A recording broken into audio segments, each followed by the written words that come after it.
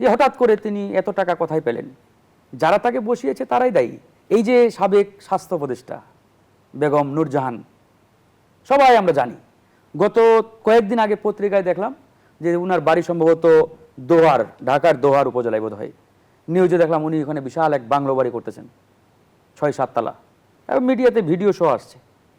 যে হঠাৎ করে তিনি এত টাকা কোথায় পেলেন, কিভাবে আসলো? মানে এই প্রশ্নগুলো তো এই জন্য আসছে।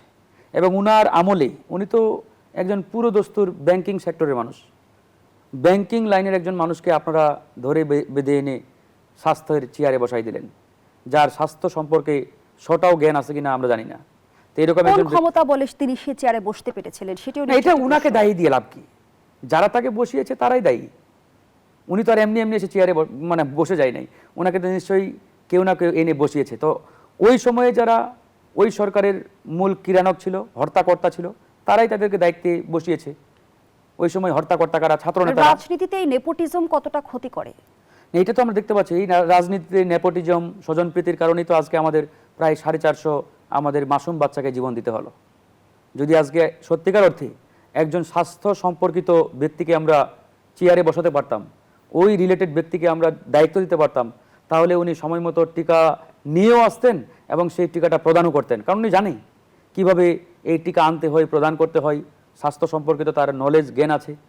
বাট আমরা এমন একজন ব্যক্তিকে এই চেয়ারে দেখতেছি বা দেখলাম বিগত সময়ে, যার স্বাস্থ্য সম্পর্কে ন্যূনতম যে একটা বেসিক নলেজ, এটাও তো ওনার মধ্যে ছিল না। কারণ উনি তো জীবনে কোনোদিন মেডিকেল লাইনের কোনো সম্পর্কে উনি জানেনই না।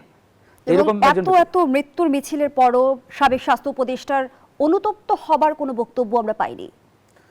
ওনারাও অনুতপ্ত হয় নাই, এবং এই সরকারও আসলে ওনাদেরকে যেভাবে আসলে অনুতপ্ত করার জন্য যে প্রক্রিয়া, এই প্রক্রিয়াতে ওনারা হাঁটছেন না। কেন হাঁটছেন না এই প্রশ্নটাই আমার আসলে আমি বারবার করছি যে কেন, হোয়াই, পিছনের কারণটা কি, কোথায় আটকে আছে এই রহস্যের জট? আমরা এটা আজও উদ্ধার করতে পারলাম না, জানতেই পারলাম না যে কেন আপনারা তদন্ত করতে গড়িমসি ভয় পাচ্ছেন, নাকি অন্য কোনো বিহাইন্ড দ্য সিন কোনো রয়েছে যে আপনারা আসলে চাচ্ছেন না বা হচ্ছে না। জনগণকে জানান যে আমরা আসলে করব না ভাই, বা আমরা অমুক কারণে তাদের সাথে আমাদের একটা লিয়াজও হয়েছে, সমঝোতা হয়েছে, বা তাদের সাথে আমাদের একটা কমিটমেন্ট আছে, যে এই কারণে আমরা আসলে তদন্ত করতে চাই না। একবারে পরিষ্কার না যে আপনি দেখেন যার কারণে বা